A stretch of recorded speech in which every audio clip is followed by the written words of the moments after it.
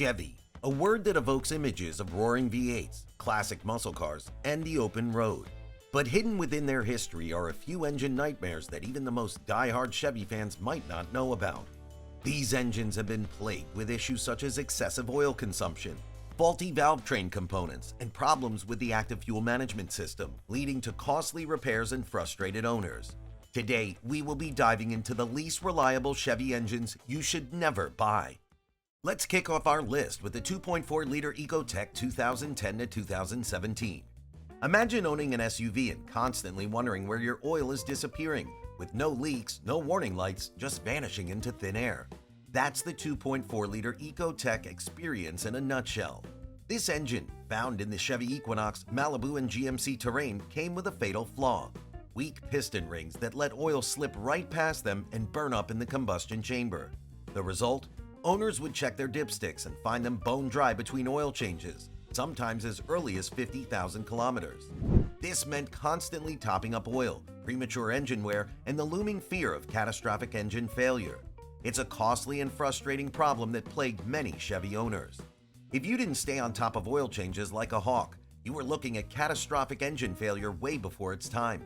Chevy never issued a full recall for all affected vehicles, meaning thousands of owners were stuck footing the bill for complete engine replacements before 100,000 kilometers. Now, an engine that drinks oil like a Friday night beer run is bad enough, but what if your engine decided to self-destruct from the inside out? Next up on the list, we have the 3.6-liter V6 LLT 2008 to 2011. So this baby was meant to be a high-performance, smooth-driving powerhouse, but instead it became a ticking time bomb. A timing chain is supposed to last the life of the engine, so why did this one start failing at 80,000 kilometers? Now, let's be clear. A timing chain is supposed to last a long time, usually well over 250,000 kilometers. But in these engines, they were stretching and failing at 80,000 kilometers or less.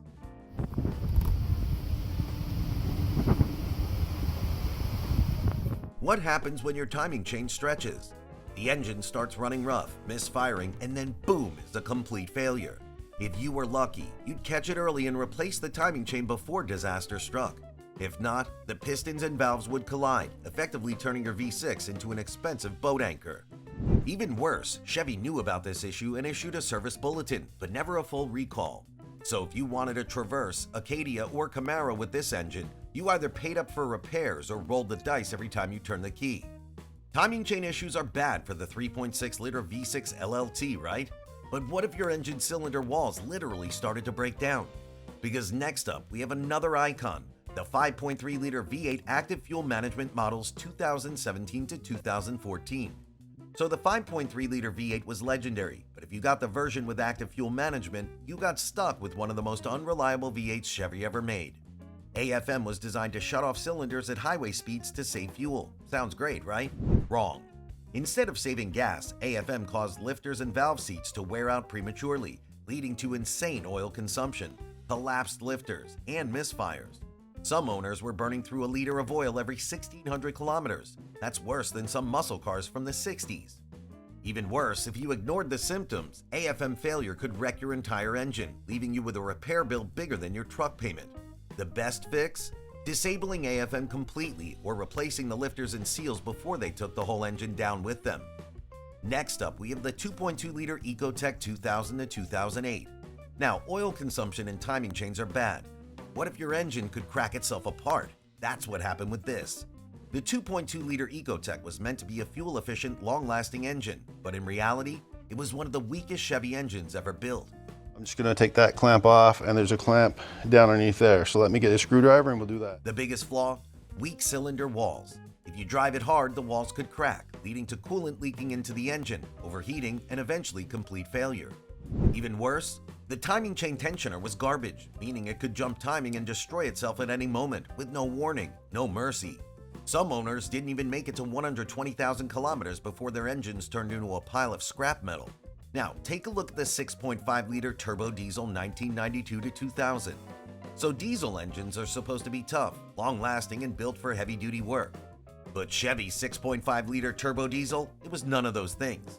At first glance, this engine seemed promising. It was a V8 turbo diesel designed for full-size trucks and heavy-duty towing. But under the surface, it was loaded with design flaws that turned it into a mechanic's worst nightmare. The biggest issue? The PMD, which means the pump-mounted driver was placed right on the injection pump, meaning it got scorching hot. Over time, this led to random stalling, rough idling, and no-start conditions, exactly what you don't want in a truck engine.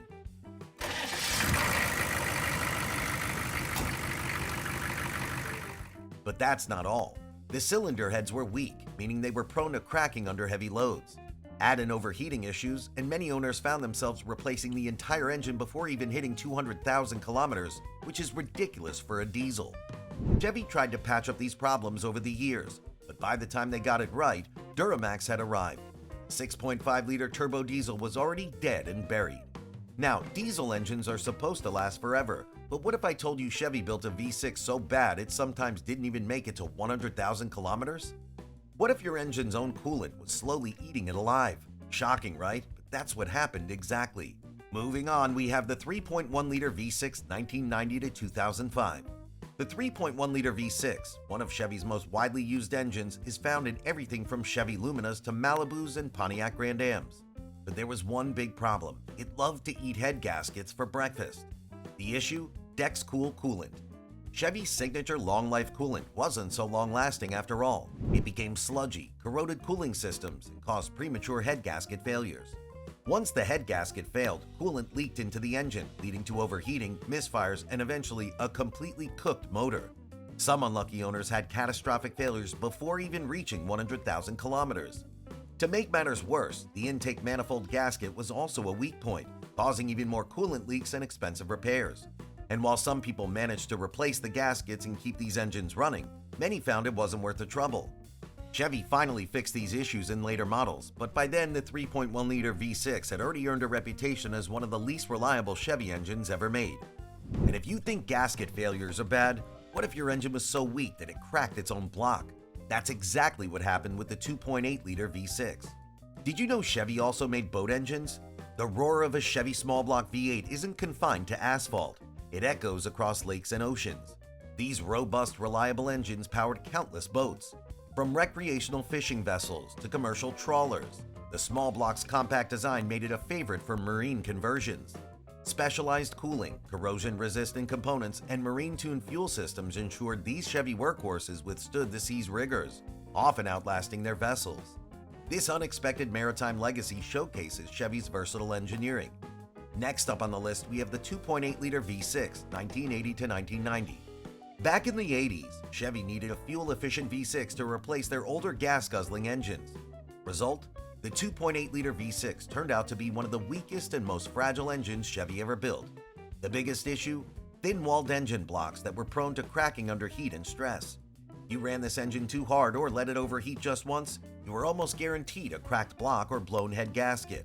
Even worse, internal oiling issues meant that lifters, cams, and crank bearings wore out prematurely, leading to rough idle, power loss, and eventual failure.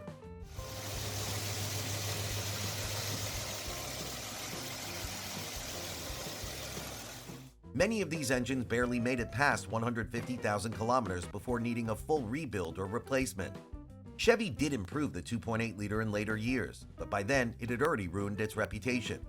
Now, a V6 that cracks under pressure is bad enough, but what if Chevy built a V8 that was so unreliable, people started swapping it out immediately? Now it is the crown jewel of the world's most unreliable engines. We have the 8.2-liter Cadillac V8 1971 to 1978. So it's the biggest engine Chevy ever put in a production car. Sounds awesome, right? Not so fast.